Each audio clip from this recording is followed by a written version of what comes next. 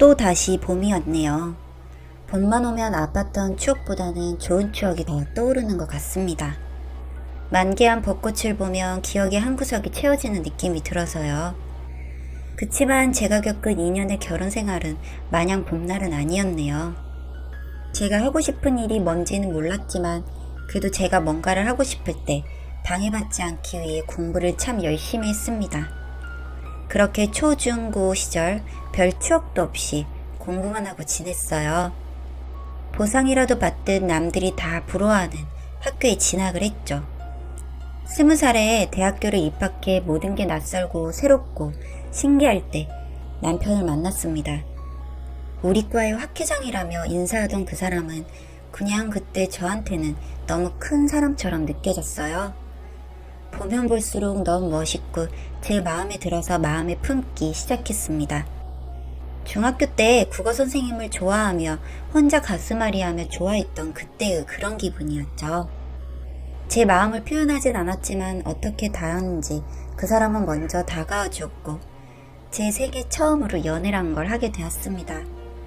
모든 게 서툴고 처음이었던 저는 사랑이란 그냥 내가 가진 모든 것을 쏟아부으면 되는 것이라 생각하고 정말 무더하니도 노력했던 것 같습니다. 지금 생각하면 어떻게 그때 그렇게까지 했을까 싶을 정도로요. 캠퍼스 커플의 달콤한 시간도 그 사람이 졸업하면서 끝이 났습니다. 그 사람은 고향으로 돌아갔고 저는 학교에 남겨졌어요. 학교는 서울이었고 그 사람의 고향은 대구였습니다. 저는 금요일 강의만 끝나면 바로 버스를 타러 보러 가곤 했습니다. 그 사람의 집은 여유로운 집안이 아니었습니다.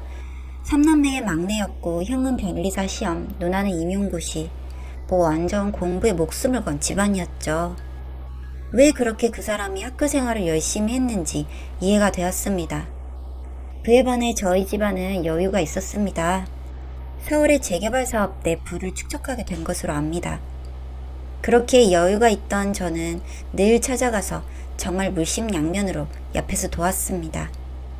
일용직을 하던 그에게 차라리 아르바이트를 하라고 권하니 그 사람은 그게 일당이 세다고 그 힘든 일을 묵묵히 하던 사람이었죠. 그게 안쓰러워 참 티 안 나게라도 도우려고 많이 노력했습니다.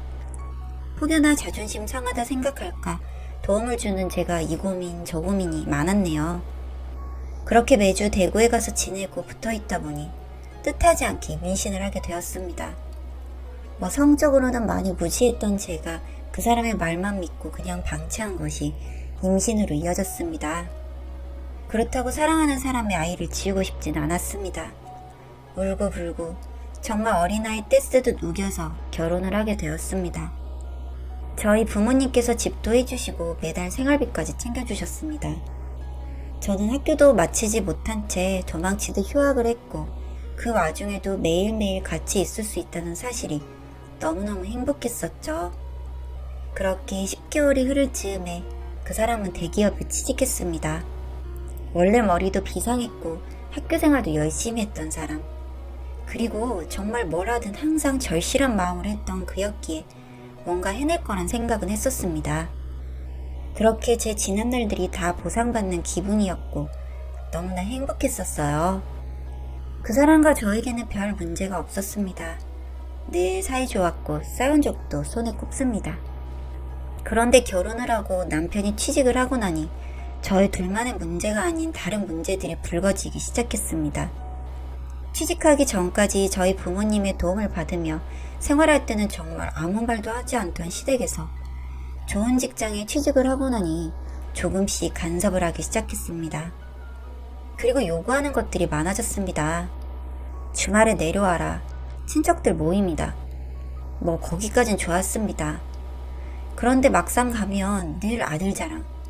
정말 제 신경을 거스르는 말들. 예를 들면 더 좋은 곳에 장가 보낼 수도 있었는데 애 생기는 바람에 이렇게 돼버렸네 하며 장난식으로 하는 그런 말들. 듣기 버거웠습니다.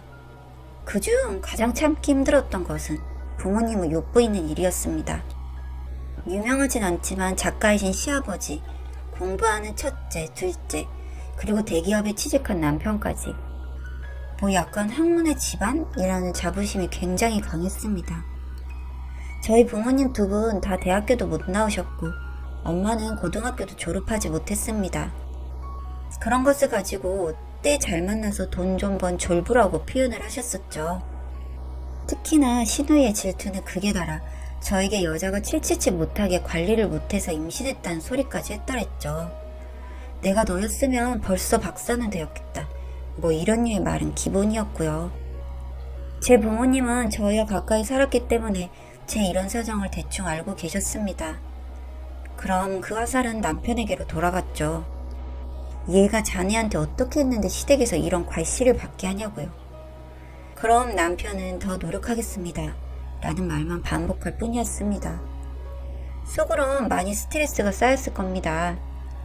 그렇게 서로의 집안 때문에 아무 문제가 없던 저희 사이도 조금씩 틀어지기 시작했습니다. 어린 나이에 시집가 정말 아무것도 할 줄 몰랐던 저는 명절만 되면 너무 괴로웠습니다. 이제 2살 된 애를 들쳐업고 시키면 시키는 대로 했는데 이렇게밖에 못하냐 욕먹기 일쑤였고 허리가 끊어질 것 같아 잠시 남편에게 애 좀 맡기고 실라치며 일도 힘든 애한테 명절까지 일 시켜야겠냐고 핀잔을 들었죠. 그렇게 겨우 지옥 같은 이틀이 끝나고 이제 친정에 가려고 준비하고 있으면 신우이는 어차피 집에 가면 자주 보는데 온 김에 이따 가지 얄미운 소리를 내댔고 그걸 듣던 시어머니는 그래 온 김에 더 이따 가지 그러냐며 거들었습니다. 워낙 효자인 남편은 시어머니 면전 앞에서 저에게 그래도 되냐고 물었고 뭐 앞에서 묻는데 어쩔까요? 그러겠다 했죠. 그때 처음으로 남편에게 미운 감정이 들었습니다. 내가 사랑하는 사람이라도 주변의 상황에 따라 이렇게 미워질 수도 있구나. 정말 뼈저리게 느꼈죠. 그렇게 명절이 지나고 또 평화가 찾아오는 듯 살다가 시어머니의 생신이 다가왔습니다. 또 내려가야만 했죠. 그런데 정말 엄살이 아니고 너무 배가 아팠습니다. 정말 허리도 못 펼 정도로 배가 아파서 나 너무 아프다고 하니 성질을 냈어요, 저한테. 지금 안 가면 차 막힌다고요. 결국 저는 차에 몸을 실었고 정말 식을땀을 흘리며 도착했습니다. 가자마자 생신상 봐드린다고 일하고 있는데 정말 하늘이 노랗게 되더니 정신을 잃었습니다. 입원했고 맹장수술을 받았어요. 신우이는 정말 미련하다며 엄마 생일날 이게 뭐냐고 얄미운 소리를 해대며 제 속을 더 긁었죠. 그 사실을 알게 된 저희 부모님은 난리가 났습니다. 남편 불러서 혼쭐을 냈죠.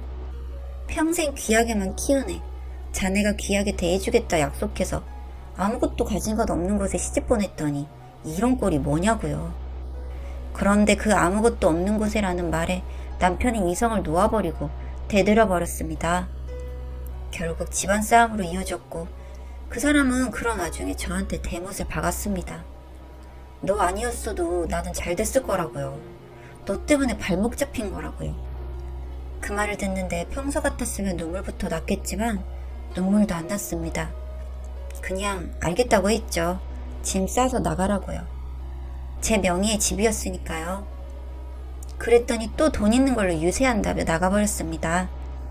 이제 뭐 남들 다 부러워하는 대기업 다니고 돈도 벌만큼 버니 아쉬울 것 하나 없었죠. 두 집안에선 이혼하라고 난리가 났습니다. 뭐 제가 어떻게 하려고 해도 어떻게 될 게 아니었죠. 더 이상 일이 너무 커졌습니다.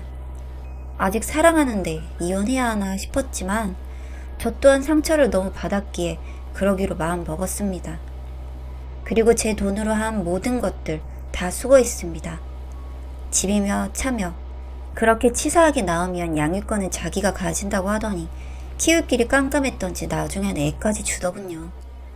뭐 살아온 세월이 짧아 분할할 재산도 없었고 그냥 다 제 것이었습니다. 그렇게 한 달에 얼마 양육비 받기로 하고 합의 이혼했습니다. 그리고 그 사람은 부모님 뒷바라지에 형, 누나 고시공부까지 본인이 모두 책임져야 하는 입장이 되어버렸죠.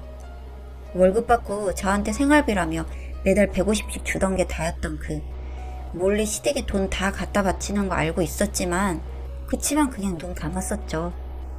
자식색 공부시킨다고 고생하신 시부모님 생각하면 그럴 수도 있겠다 싶어서요. 그 사람 이리 치이고 저리 치이고 동정심도 생기지만 그 집안 생각하면 꼴 좋다 싶습니다. 좀만 중간에서 노력했더라면 정말 편하게 살 수 있었을 텐데요. 그렇게 모든 게 다 정리되고 제 아이는 엄마가 봐주시고 저는 3년 만에 복학을 했어요. 너무나 낯설고 두려웠지만 그래도 언니 하며 따라주는 후배들 덕에 즐겁게 학교를 다닐 수 있었습니다. 그러던 어느 날 그 사람이 찾아왔어요. 얘기 좀 하자고요. 그에게서 다시 시작해보자는 말을 들었습니다. 자기가 너무 못났었다고요. 좀만 더 신경 썼으면 이렇게 되지도 않았을 텐데. 우리는 정말 행복했는데 결국 다 집안의 문제였으니 이제 그런 거 없이 잘해보자고요. 정말 얼마나 큰 존재였는지 이제서야 깨닫게 됐다고도요. 맞는 말이었습니다. 둘만의 문제는 없었어요. 그냥 제가 시댁에서 힘들어할 때 그냥 반감은 했던 그 사람 때문에 갈등이 생긴 것이지. 둘 사이에는 문제가 없었으니까요. 그치만 돌아가고 싶진 않았어요.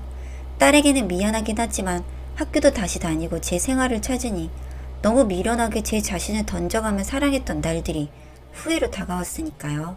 거절했습니다. 이제 나한테 그런 불같은 사랑이 남아있지 않다고요.